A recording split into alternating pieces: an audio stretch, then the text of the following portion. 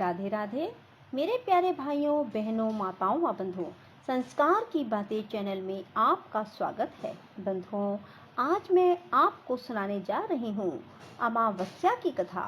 बंधुओं, आज ज्येष्ठ मास की बड़ी अमावस्या है और इसके साथ ही आज के दिन वट सावित्री व्रत किया जाता है। बंधुओं, जो मनुष्य भी आज ज्येष्ठ मास की अमावस्या की कथा को सुनते हैं, उन पर भगवान की असीम कृपा बरसने लगती है। बंधुओं, यदि आपने हमारे YouTube चैनल को अब तक सब्सक्राइब नहीं किया तो जरूर करें और बेल आइकन दबाना ना भूलें, ताकि आपको हमारी आने वाली सभी वीडियोस की जानकारी सबसे पहले हो सके। बंधुओं, वीडियो को पूरी सुनने के बाद कमेंट बॉक्स में जय विष्णु भगवान की, जय शिव शंकर भोलेनाथ की जरूर लिखें। बोलो विष्णु भगवान की जय, शिव शंकर भोलेनाथ की जय हो। ये एक ऐसी कहानी है जिसे आपने पहले कभी नहीं सुना होगा। यदि मनुष्य ने जीवन में पूरे सुख की प्राप्ति करनी है तो एक बार इस कथा को पूरी सुने और इस कथा में बताए अनुसार अमावस का व्रत करें। कथा सुनकर आपको पता लग ही जाएगा कि अमावस के व्रत करने से मनुष्य के पास दुख फटकने भी नहीं पाते।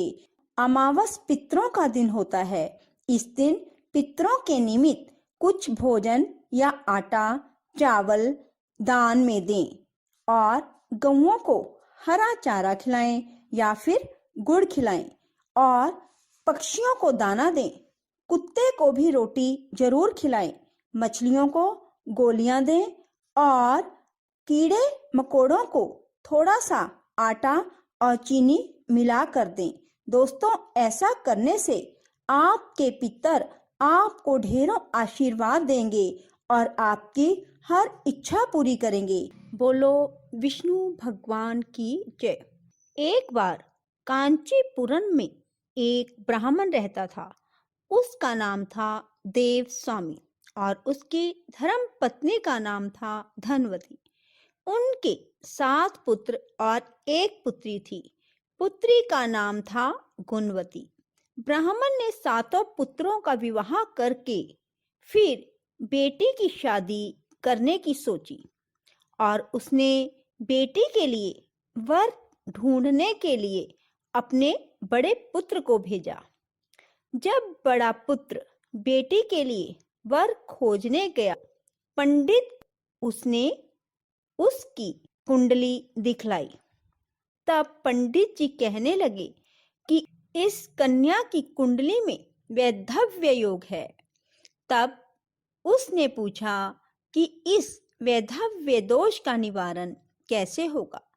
तब पंडित जी कहने लगे, सोमा का पूजन करने से वैधव्य दोष दूर हो जाएगा। फिर पंडित जी ने उन्हें बताया कि सोमा कौन है और कहाँ रहती है। उन्होंने बताया कि सोमा एक धोबन है जो कि सिंगल द्वीप में रहती है। उसे जैसे तैसे प्रसन्न करो। इसके विवाह से पहले उसे यहाँ बुलाओ। तब देव स्वामी का सबसे छोटा बेटा बहन को साथ लेकर सिंगल द्वीप जाने के लिए सागर तट पर चला गया। दोनों सागर पार करने की चिंता में एक वृक्ष की छाया में बैठ गए। उस पेड़ पर घोंसले में गिद्ध का परिवार रहता था। उस समय सिर्फ गिद्ध के बच्चे ही वृक्ष पर बैठे थे, क्योंकि उनकी माँ उस समय वहां नहीं थी। वो उनके लिए भोजन के लिए गई हुई थी। जब बच्चों की माँ आई तो उन्होंने भोजन नहीं किया। बच्चे बोले, माँ, नीचे तो प्राणी सुबह से भूखे प्यासे बैठे हैं। जब तक वे कुछ नहीं खा लेते तब तक हम भी कुछ नहीं खाएंगे। तब गिद्ध माता उनके पास आई और उन्हें बोली कि मैंने आपकी इच्छाओं को जान लिया है। आप इस वन में फल फूल कंदमूल लेकर खा लीजिए। उसके बाद मैं तुम्हारी सिंगल द्वीप की सीमा पार करवाने में मदद करूंगी। वे दोनों भाई बहन गिद्ध माता की सहायता से सीमा के पार जा पहुंचे। प्रातः उठकर सोमा का घर बुहारने लगे।